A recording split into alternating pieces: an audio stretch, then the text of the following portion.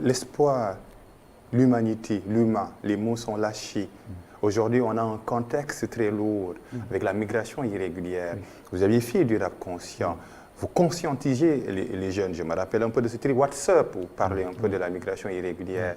Aujourd'hui, quelle voie de sensibilisation, surtout pour les artistes, ils font partie du chapitre sensibilisation et conscientisation, pour dire aux jeunes, la migration irrégulière, peut-être, je ne juge personne, ce n'est pas le bon choix. Bah, en fait, je pense que c'est à double tranchant, parce que le monde, la terre, c'est la terre des hommes, c'est la terre des humains. Et l'humain, les Européens l'ont fait avant.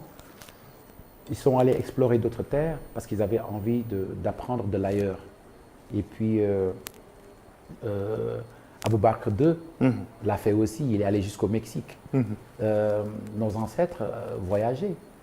Kanka Moussa est allé jusqu'à la Mecque, faire des traversées avec son or et avec ses richesses. L'Africain est un explorateur. Il aime voyager, aller toucher le cœur du monde, et puis revenir avec quelque chose, surtout une connaissance. Donc je pense que le voyage est nécessaire. Le voyage, c'est quelque chose qui enrichit. Le seul problème, c'est qu'on se trouve dans un contexte géopolitique qui a quand même des enjeux énormes pour l'Afrique, énormes pour nos familles. L'Afrique aujourd'hui a besoin de ses enfants.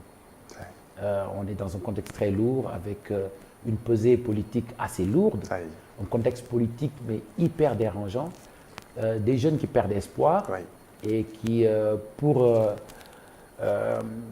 par désespoir, ils sacrifient leur vie parce que certains disent qu'ils préfèrent mourir que de vivre dans le désespoir et la honte, de regarder leur mère tous les jours sans pouvoir faire quelque chose pour leur mère. Mais le seul problème, c'est la manière. Parce que certains, ils préfèrent affronter les vagues de manière un peu, je disais, inconsciente, pour essayer de nourrir leur famille. Mais le problème dans ce contexte, c'est quand tu meurs, qui va s'occuper de ta famille? Quand tu laisses un enfant, une femme, et que tu pars en mer prendre le risque, si tu meurs, qui s'occupera de ta famille? Donc je pense que le voyage est nécessaire, mais il faut le faire dans les règles de l'art, avec un bon contexte qui fasse que les fils de l'Afrique, les Sénégalais, les enfants du Sénégal, continueront de vivre et continueront ainsi de développer ce pays. Je vois plein de jeunes aussi aujourd'hui qui vendent leur voiture, qui vendent leur commerce pour aller au Nicaragua ou pour aller s'aventurer en mer.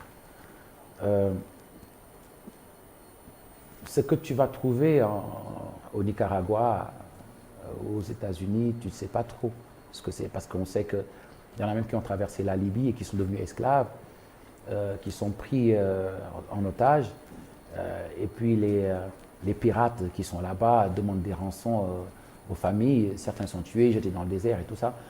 Donc je pense que tout ceci n'en vaut pas la peine. Mon message pour ces jeunes-là, qui n'ont pas les moyens de voyager dans les règles de l'art, c'est de leur dire que s'ils ont un minimum de moyens, de s'investir ici. Et quand ils ont les moyens, voyager, ce n'est pas interdit, d'aller toucher le cœur du monde, de chercher de la connaissance pour revenir enfin au Sénégal et développer ce pays qui a besoin de nous. Souvent, je fais la blague en disant, si tous les hommes partent en mer, qu'est-ce qui va épouser nos sœurs? D'autant plus qu'il n'y a plus d'hommes que de femmes avec le dernier recensement de l'ANSD. Exactement, mais après, s'il n'y a plus d'hommes, qu'est-ce qui va fonder les familles? Surtout plus de jeunes. Oui, exactement. La musique peut faire quelque chose pour stopper, freiner les vagues de départ. La musique est un remède. Bah oui, effectivement, je pense qu'avec la musique, le message passe souvent. On n'arrêtera jamais de parler des jeunes et surtout de faire des associations ou de travailler avec des associations qui quand même aident les jeunes non seulement à avoir recours à des activités saines qui puissent quand même les aider à supporter la famille, mais aussi à savoir qu'on peut rester chez nous et travailler ici. Moi, par exemple, je suis un agriculteur. Ah oui. Et souvent, Ndongo et moi, on se retrouve à aller dans les champs ou à aller visiter encore d'autres champs parce qu'on a envie de décomplexer l'agriculture. Il y a plein de boulot quand on demande aux jeunes de le faire. Ils disent, ouais, je ne vais pas faire ce boulot-là parce que c'est ton boulot de miséreux. Les gens aujourd'hui qui ont de l'argent au Sénégal, en tout cas de manière saine, je ne parle pas de gens qui ont court-circuité les mauvais raccourcis. Les mauvais raccourcis et surtout qui donnent le mauvais exemple en disant que l'argent ne se travaille pas, il faut juste faire quelques coups pour avoir de l'argent, comme on dit en Wolof, c'est une image à déconstruire. Bah oui, je pense que c'est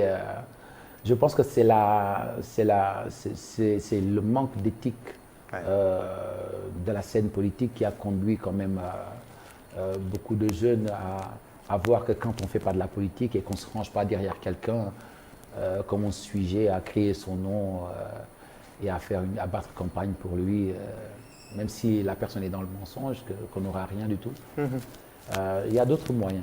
Je pense qu'aujourd'hui, il faut qu'on retourne aux vraies valeurs sénégalaises, le job. Oui. Aujourd'hui, il est question de job, il est question de dignité humaine, parce que quand on est assujetti à l'argent, on peut en avoir, même si ceux qui sont aveugles chanteront vos louanges pour l'argent.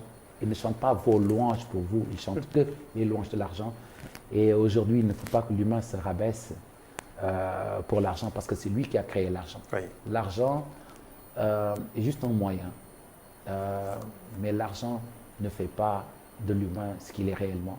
Au contraire, plus on en possède et plus il faut faire attention, parce qu'après le piège devient de croire que l'argent nous définit. Nous sommes plus que ça. Nous sommes plus que des chiffres. Nous sommes plus que des billets. Nous sommes une âme avec une soif divine qu'on doit assouvir. Et je pense que l'humain doit toujours aller dans sa quête de retrouver son moi intérieur.